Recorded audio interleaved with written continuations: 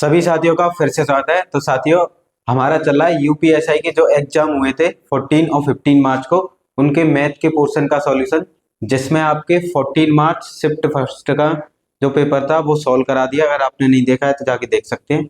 और 15 March shift first का next चल रहा है 14 मार्च 2026 शिफ्ट सेकंड में जो कुछ पेपर पूछा गया। देखिए क्वेश्चन नंबर, इसका एक पार्ट हो चुका है, ये दूसरा पार्ट है जिसमें क्वेश्चन नंबर 106 है।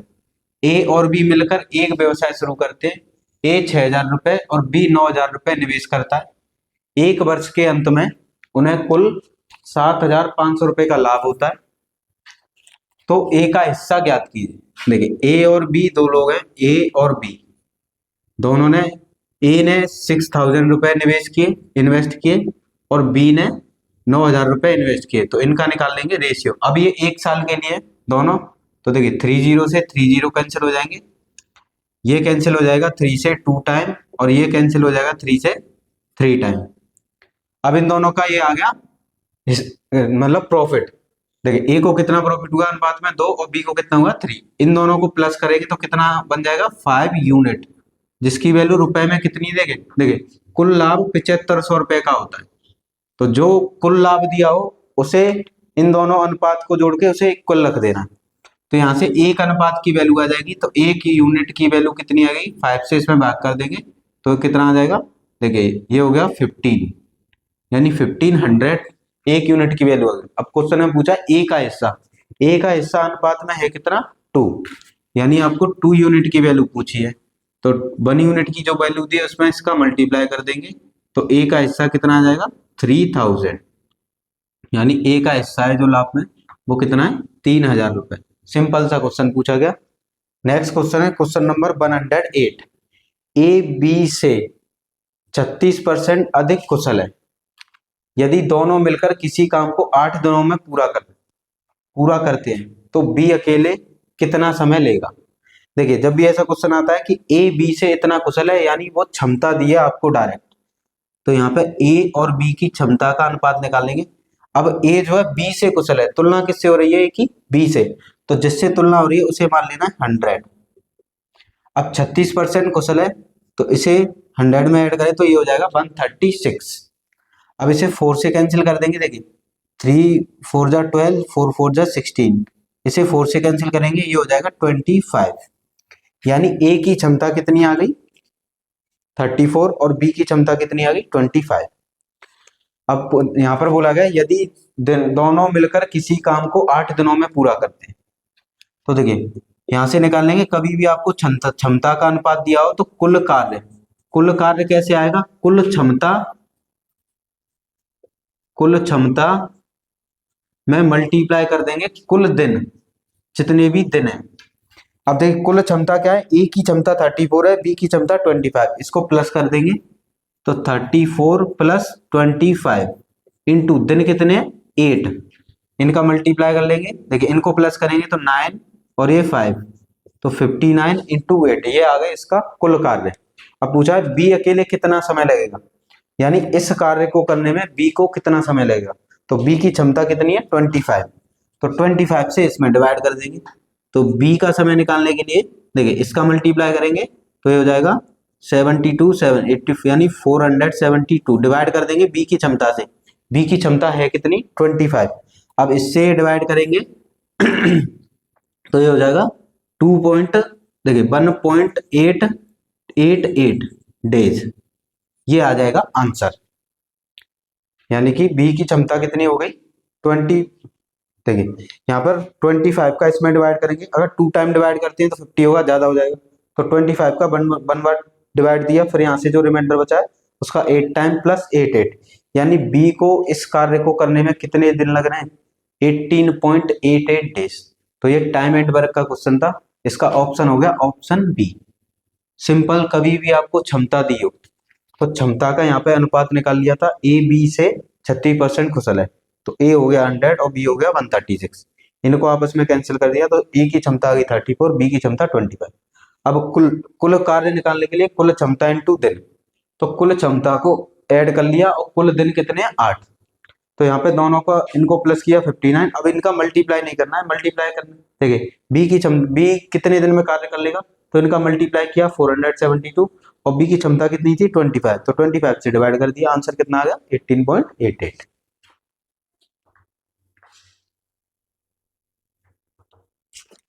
देखिए साथियों नेक्स्ट क्वेश्चन है क्वेश्चन नंबर 110। दो संख्याओं का गुणनफल 5040 है, यदि उनका एलसीएम 420 है तो उनके एलसीएम और एचसीएफ का अनुपात बताओ। यानी कि क्वेश्चन में एलसीएम और एचसीएफ का अनुपात पूछा है। देखो एलसीएम दिया है क्वेश्चन में 420, हमें क्या निकालना है यहाँ पर एचसीएफ, फिर जाके क्या आएगा अनुपात। तो सिंपल सा फॉर्मूला होता है LCM multiply HCF equal to दो संख्याओं का गुणनफल, दो संख्याओं का गुणनफल, ये फॉर्मूला होता है। सिंपल सा ये फॉर्मूला होता है। देखिए एलसीएम कितना दिया है 420, एचसीएफ दिया नहीं है तो एचसीएफ फाइंड करना है। दो संख्याओं का गुणनफल कितना दिया है 5040, 420 आ जाएगा डिवाइड में, तो यहाँ से एचसीएफ कितना आ जाएगा, इसमें डिवाइड करेंगे तो 420 में देखिए 0 से 0 कैंसिल, 7 से इसे कैंसिल कर देंगे, 7 7 जा 49, 7 2 जा 14, 7 से इसे कैंसिल कर देंगे 6 टाइम, फिर 6 से इसे कैंसिल कर देंगे तो 1 और 2, यानी एचसीएफ आ गया 12। तो यहाँ पर पुट कर देंगे एचसीएफ कितना आ गया 12। अब देखिए इनको कैंसिल करेंगे देखिए अगर इसे कैंसिल करते हैं 6 से ये 2 टाइम और 6 से ये 70 टाइम, 2 से इसे कैंसिल करेंगे तो 35 और यहाँ पर कितना बचेगा 1, यानी एचसीएफ एलसीएम और एचसीएफ का अनुपात कितना आ गया 35:1, यानी ऑप्शन ए। तो ये सिंपल सा एक फॉर्मूला होता है, ये आपको याद रखना है, LCM into HCF equal to दो संख्याओं का गुणनफल। नेक्स्ट क्वेश्चन है पेपर का क्वेश्चन नंबर 111।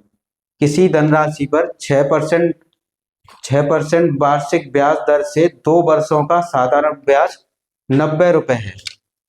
किसी धनराशि पर, अब ये नहीं पता है कि धनराशि क्या है, उसी धनराशि पर आधे समय यानी समय आधा करना है के लिए 2 गुनी वार्षिक दर, जितनी दर दी है उसका 2 गुना करना है के रूप में संयोजित कुल राशि ज्ञात कीजिए। तो देखिए यहाँ पर किसी धनराशि पर ये नहीं पता है आपको ब्याज दी है, तो साधारण ब्याज का फॉर्मूला होता है मूलधन गुणा दर इंटू समय और डिवाइड में 100, ये सिंपल सा फॉर्मूला होता है। अब ब्याज कितनी दी है 90 रुपए, मूलधन पता नहीं है, बोला गया किसी धनराशि पर, तो मूलधन यहाँ से निकल जाएगा, दर दी है 6% वार्षिक और समय दिया है कितना 2 वर्ष, डिवाइड में आ गया 100। अब इसे कैंसिल कर देंगे, देखिए 2 से 90 को कैंसिल करेंगे 45 टाइम, फिर 3 से इसे कैंसिल करेंगे 2 टाइम, 6 को 3 से इसे कैंसिल करेंगे 15 टाइम, अब 2 से 100 को कैंसिल करेंगे 50 टाइम और 15 का मल्टीप्लाई कर देंगे 50 में, तो यहां से आ जाएगा मूलधन, तो कितना हो जाएगा 750, ये आ गया जो धनराशि पे ब्याज लगी थी। फिर आगे बोला गया उसी धनराशि पर आधे समय को कर दो आधा, तो समय कितना है 2 वर्ष, उसको कर दो आधा, तो कितना हो गया 1 वर्ष, 1 वर्ष का तो समय हो गया, और दर को दोगुना, जो दर दी है 6% उसका दोगुना कर दो, तो दर कितनी हो गई 12% इस पर। तो देखिए समय कितना हो गया 1 साल और दर दोगुनी हो गई 12%। कुल राशि बतानी है, तो कुल राशि होती है जिसे अमाउंट कहते हैं, उसमें होता है मूलधन और ब्याज, तो यहाँ पर ब्याज निकाल लेंगे, तो ब्याज कितनी आई है, तो साधारण ब्याज का फिर से फॉर्मूला लगा देंगे। तो देखिए साधारण ब्याज कितनी हो गई, मूलधन कितना हो गया 750 इंटू समय हो गया 1 साल और दर हो गई 12 डिवाइड में 100। देखो 0 से 1 0 कैंसिल, 5 से कैंसिल करेंगे 2 टाइम और 5 से कैंसिल करेंगे 75 को, तो कितना 5 बन जा 5, 5 5 जा 25, 2 से 12 को कैंसिल करेंगे 6 टाइम, 15 का 6 से मल्टीप्लाई कर देंगे तो कितना आएगा 90, यानी ब्याज कितनी आ गई इस मूलधन पे 90। तो राशि पूछिए आपसे, तो देखो मूलधन कितना आया था 750 रुपए और ब्याज कितनी है 90, दोनों को प्लस करेंगे तो कितना आएगा 840 रुपए, तो कितना हो गया ऑप्शन सी इसका आंसर हो गया। सिंपल सा क्वेश्चन था। कोई धनराशि बोला था, आपको दर दी थी, समय दिया था, ब्याज दी थी, तो धनराशि यहाँ से निकाल ली। धनराशि कितनी आ गई? 750 रुपए। फिर समय को आधा करवाया और दर को दुगना करवाया, फिर इस पर ब्याज निकाल ली। जो धनराशि आई थी तो कितनी आई थी? 90 रुपए। और राशि पूछी थी, राशि का मतलब होता है अमाउंट, यानी मिश्रधन इक्वल टू मूलधन प्लस ब्याज। मूलधन कितना आ गया था? 750 प्लस ब्याज कितनी आ गई थी? 90। दोनों को ऐड किया कितना होगा? 840।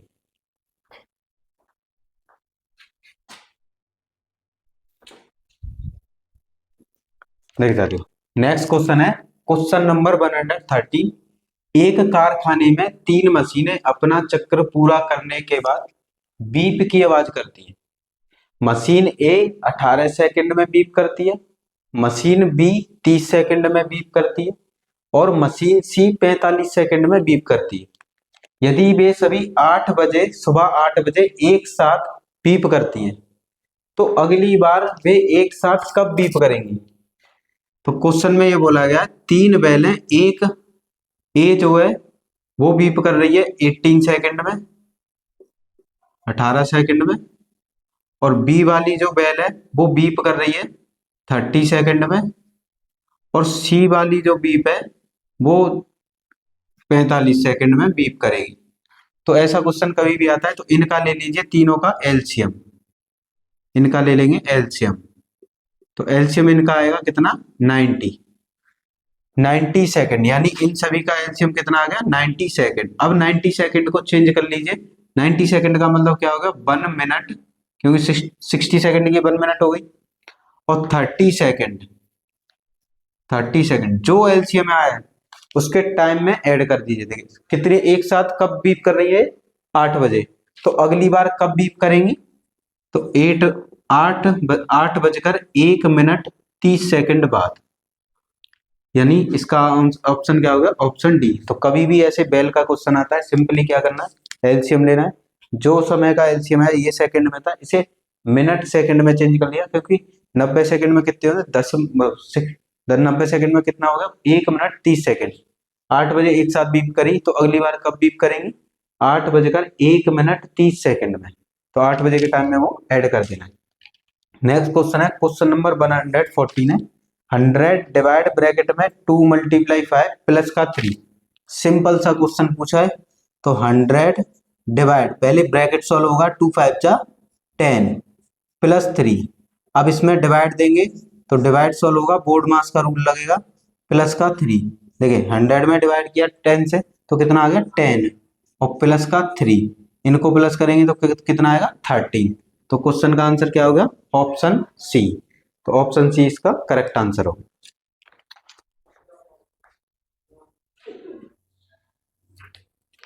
देखिए साथियों नेक्स्ट क्वेश्चन है क्वेश्चन नंबर 116। एक धातु की आयताकार शीट जिसके आयाम, एक धातु है, एक धातु की आयताकार शीट है जिसकी लंबाई और चौड़ाई आपको दी है। देखिए लंबाई कितनी दी है? 148, और उसकी जो चौड़ाई है वो कितनी दी है? 136। इसके प्रत्येक कोने से एक वर्ग काट कर निकाला जाता है। प्रत्येक कोने से एक ऐसे करके वर्ग निकाला जाता है। चारों कोने से क्या है? एक वर्ग निकाला जा रहा है। उसे एक खुला बक्सा बनाया जाता है, और खुला बक्सा बनाया यदि वर्ग की भुजा 6 सेंटीमीटर है। देखिए ये 6 हो गया, ये 6 हो गया, ये 6 हो गया, 6 6 6 6 6। तो बक्से का आयाम बताइए। बक्से का आयाम मतलब बक्सा कैसा होगा? आयताकार। उसके लिए क्या चाहिए? लंबाई चौड़ाई गुणा ऊंचाई, ये चीजें चाहिए।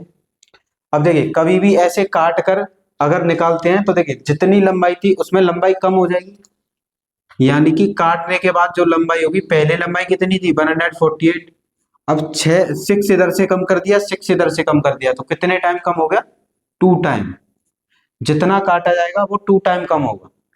तो यहां से नई लंबाई आ जाएगी। नई लंबाई कितनी आएगी? 148, ये हो गया 12। इसमें से माइनस करेंगे तो 631, यानी लंबाई आ गई 136, नई लंबाई।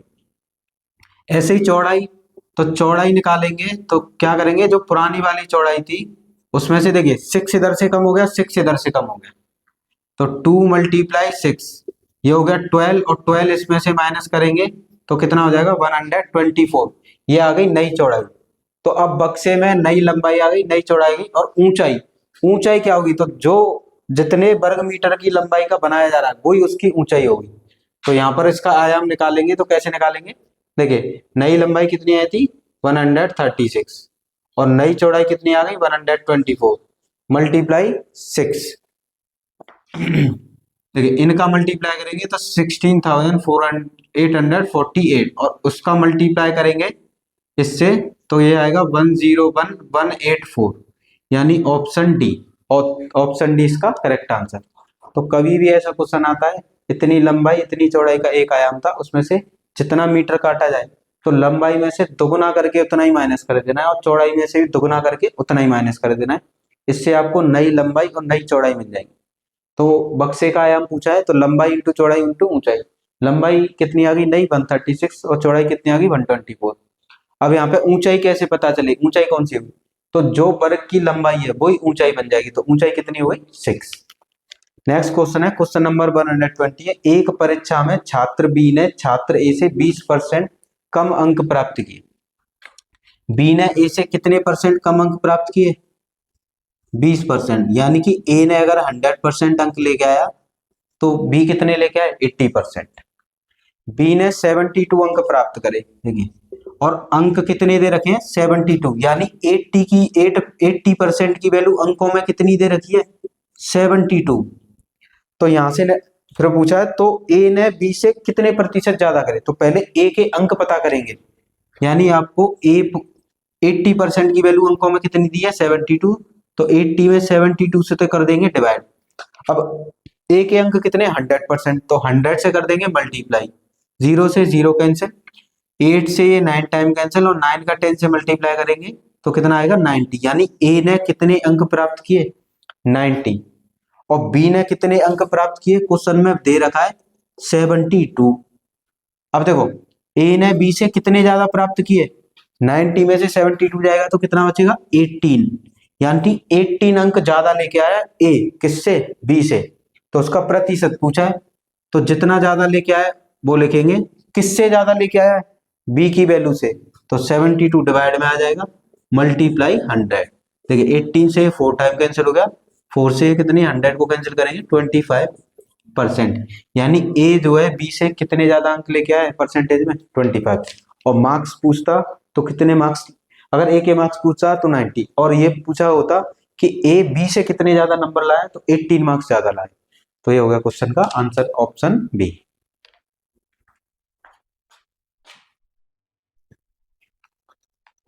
देख जाती हूँ नेक्स्ट क्वेश्चन दिया है, क्वेश्चन नंबर 139 यानी 139। एक संख्या में 25% की वृद्धि करने पर वह 450 हो जाती है, यानी 450 हो जाती है, मूल संख्या ज्ञात कीजिए। अब कोई संख्या है, संख्या नहीं पता है तो संख्या मान लीजिए n है, उसमें 25% की वृद्धि, वृद्धि आपसे कहता है तो देखिए जितना वृद्धि कह रहा है उतना ही उसमें 100 ऐड कर दीजिए, यानी 125 होता, 125 हो गया, तो यानी कि इसका कितना 125%, परसेंट है डिवाइड में लगा दीजिए 100% का, इक्वल टू वो संख्या कितनी हो जाती है 450। ठीक है 100 चला जाएगा मल्टीप्लाई में, ये आ जाएगा डिवाइड में, तो n इक्वल टू हो जाएगा 450 मल्टीप्लाई 100 अपॉन 125। अब इसे कैंसिल करेंगे, देखिए 25 से इसे कैंसिल करेंगे 5 टाइम, और 25 से इसे कैंसिल करेंगे, ये हो गया 1, फिर कितना 8, तो 18, 5 से 100 को कैंसिल करेंगे 20 टाइम, यहाँ पे बच गया 18 मल्टीप्लाई 20, इन दोनों का मल्टीप्लाई करेंगे तो मल्टीप्लाई करने पे कितना आएगा 360, यानी वो संख्या क्या है 360। तो क्वेश्चन का आंसर क्या होगा ऑप्शन बी। नेक्स्ट क्वेश्चन है क्वेश्चन नंबर 142। एक व्यक्ति 7% की वार्षिक साधारण ब्याज दर पर 36,600 रुपए का निवेश करता है, कुछ वर्षों के बाद उसे कुल 59,906 रुपए की धनराशि प्राप्त होती है, उसने कितने वर्षों तक पैसा निवेश किया। तो साधारण ब्याज का क्वेश्चन है, तो साधारण ब्याज के लिए क्या चाहिए, देखिए हमें यहाँ पर क्या क्या दे रखा है, दर दे रखी है 7%, साधारण ब्याज बोल रहा है, और जितने पैसे दिए उसका मतलब मूलधन, और मूलधन को बोलते हैं प्रिंसिपल यानी पी, वो दिए 36,600, कितने वर्षों तक समय पूछा गया है, इतने रुपए हो जाते हैं, इसका मतलब होता है मिश्र धन यानी कि प्रिंसिपल अमाउंट। अब अमाउंट का फॉर्मूला होता है amount is equal to principal plus interest यानी ब्याज। मिश्र धन इक्वल टू मूलधन प्लस ब्याज। तो मिश्र धन कितना हो गया 59,906 रुपए, और मूलधन कितना दिया था 36,600 रुपए, प्लस यहां से निकाल लेंगे ब्याज, इसको इधर लेके आएंगे माइनस कर लेंगे, तो 59,906 रुपए में से माइनस कर लेंगे 36,600 रुपए इजिकल टू ये आ जाएगा ब्याज। इसको माइनस करने पे साधारण ब्याज कितनी आ जाएगी, देखिए इसमें से माइनस करेंगे तो कितना हो जाएगा 6, 0 में से माइनस किया ये 0, 9 में से 6 माइनस करेंगे 3, और 6 में से 9 में 6 माइनस करेंगे 3, 6 में से 3 माइनस करेंगे 3, यानी 33,000। देखिए इसमें से अगर माइनस करेंगे 6,9,906 में से 3,6,6,0,0 तो हो जाएगा 60, ये हो गया 3, ये हो गया 3, ये हो गया 3, यानी 33,306 रुपए, ये हो गई ब्याज। अब साधारण ब्याज का सिंपल फॉर्मूला लगा देंगे।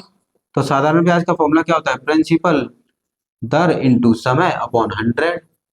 अब यहाँ पे देखिए ये ब्याज कितनी हो गई 33,306 रुपए, मूलधन कितना दिया है 36,600 रुपए, दर कितनी दी है, देखिए दर दी है 7%, समय पूछा गया है, डिवाइड में 100 है। देखिए 2 0 से 2 0 कैंसिल हो गए, 7 से इसको डिवाइड करेंगे तो कितना हो जाएगा 7 4 जा 28, तो कितना बचेगा 5, 7 7 जा 49, फिर कितना बचेगा 4, और 4 बचेगा, 7 5 जा 35, 4 बचा, इसमें मल्टीप्लाई कर लेंगे तो ये आ जाएगा, इसको डिवाइड में ले आएंगे 366, तो टी। अब इसमें डिवाइड करेंगे तो डिवाइड करने पे आएगा इसमें अप्रोक्स 12 वर्ष, यानी कितना समय लगा 12 वर्ष। तो सिंपल कुछ नहीं करना था, आपको 7% की ब्याज दी थी, मूलधन दिया था, मिश्र धन दिया था, तो मिश्र धन में से मूलधन माइनस किया, ब्याज आ गई, ब्याज का फॉर्मूला आ गया, टोटल टाइम कितना आ गया 12 ईयर।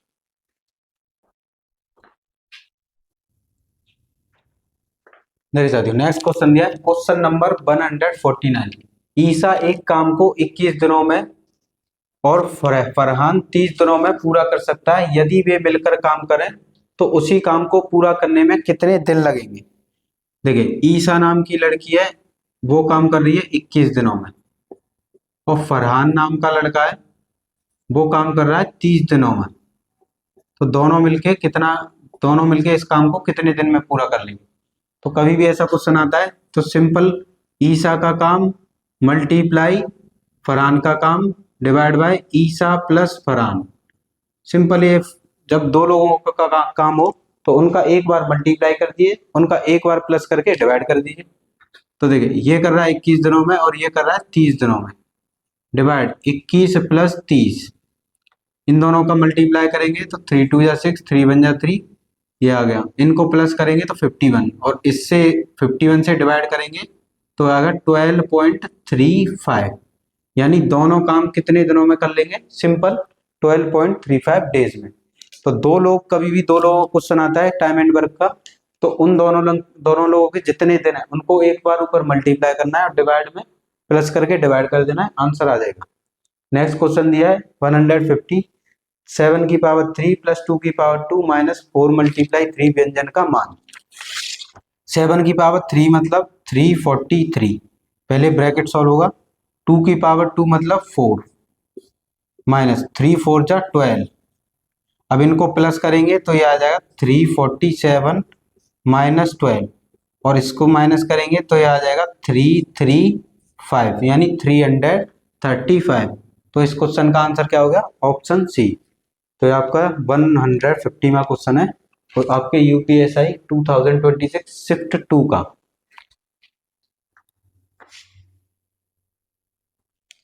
देखिए साथियों नेक्स्ट क्वेश्चन दिया है, क्वेश्चन नंबर 151। एक क्रिकेट मैच में 5 बल्लेबाज PQRS-T का औसत स्कोर 42 रन था। एस ने टी से 6 रन ज्यादा बनाए।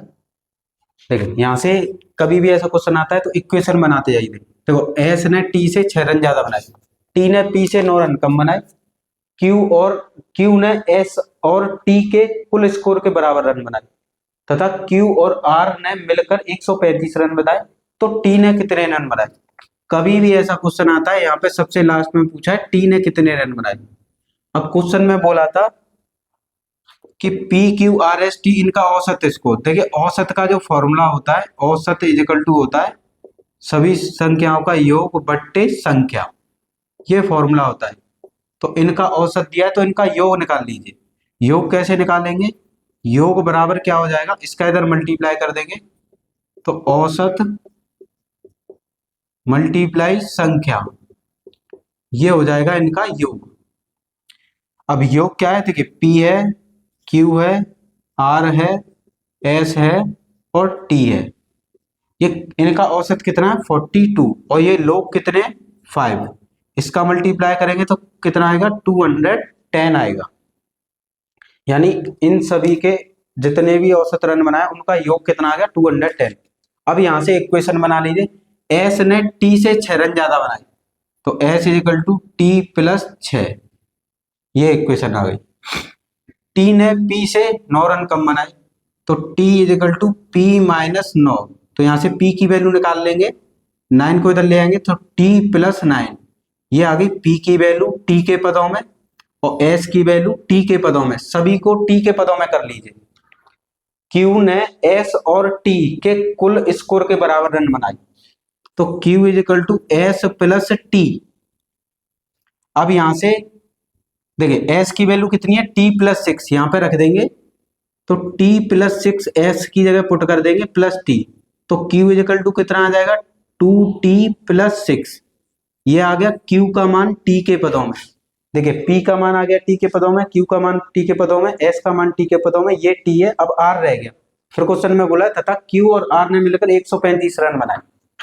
क्यू और आर दोनों ने मिलकर 135, क्यू को इधर ले जाएंगे तो आर इक्वल टू कितना 135 माइनस क्यू, क्यू की वैल्यू को यहाँ पे पुट कर देंगे तो आर इक्वल टू 135 माइनस, देखिए ये दोनों प्लस के हैं तो किसके हो जाएंगे माइनस के, तो माइनस का 2t माइनस का 6, तो ये हो जाएगा, इसमें से माइनस करेंगे तो 129 माइनस का 2t। आर का मान भी किसके पदों में आ गया टी के पदों में, यानी कि हमसे पूछा था टी ने कितने रन बनाए, तो इन सभी का मान टी के पदों में निकाल लीजिए। अब पी का मान देखिए कितना आया है टी प्लस 9, यहाँ रख लेंगे टी प्लस 9। क्यू का मान कितना आया 2t प्लस 6, आर का मान कितना आया 129 माइनस 2t, एस का मान कितना आया t प्लस 6 और प्लस में t है इक्वल टू कितना हो गया 210। इनको प्लस करेंगे t 2t कितना 3t, 3 देखिए 2t से 2t कैंसिल हो गया t t t, ये हो गया 3t। 9 में 6 ऐड करेंगे तो कितना हो जाएगा 15 और 129 में 15 ऐड करेंगे तो कितना हो जाएगा 144 और 144 में ये ऐड करेंगे 6 तो ये कितना हो जाएगा 150 इक्वल टू 210। इसको इधर ले जाएंगे माइनस में तो 3t इक्वल टू 210 माइनस के 150, 210 में से माइनस करेंगे तो 60 बचेगा, ये हो गया 3t, 3t से ये कैंसिल करेंगे तो t की वैल्यू कितनी आ गई 20, यानी t ने कितने रन बनाए थे 20। तो इस क्वेश्चन का आंसर क्या होगा ऑप्शन बी। तो कभी भी ऐसा क्वेश्चन आए थे 5 लोग हैं पी क्यू आर एस, उनका औसत स्कोर दिया था, उनका निकाल लेंगे योग, P plus Q plus R plus S T equal to औसत में संख्या का गुणा कर लिया योग आ गया। अब टी के पूछे थे तो सभी का मान टी के पदों में निकाल लिया, एस टी से 6 ज्यादा बना रहा है तो S equal to T plus 6, T ने पी से 9 रन ज्यादा कम बनाए तो T equal to P minus 9, 9 को इधर ले आए तो पी की वैल्यू आ गई टी प्लस 9। फिर बोला है क्यू ने एस और टी के कुल स्कोर बराबर रन बनाए, एस की वैल्यू यहाँ पे पुट कर दी टी प्लस 6 तो ये आ गया 2t प्लस 6। फिर क्वेश्चन में बोला है क्यू और आर दोनों ने मिलकर 135 बनाए, क्यू को उधर ले गए और क्यू की वैल्यू ये थी यहाँ पे पुट कर दी तो आर की वैल्यू कितनी आ गई 129 2t, यहाँ पर पुट कर दिया पी क्यू आर एस की वैल्यू, ये टी था तो टी का आंसर कितना आ गया 20।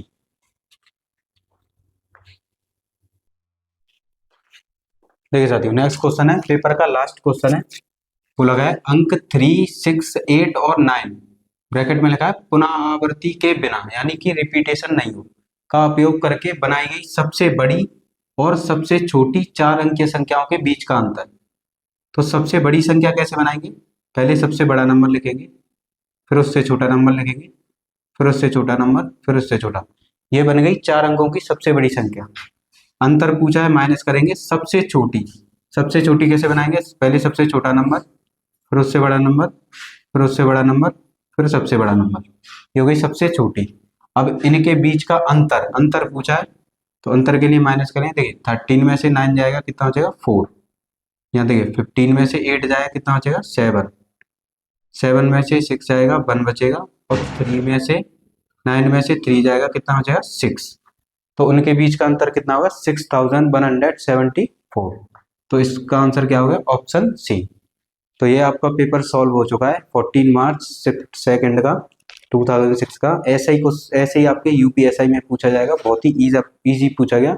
और आपने सिलेबस नहीं किया है तो आप जाके सिलेबस भी कंप्लीट कर सकते हैं। तो इसके बाद करेंगे नेक्स्ट पेपर।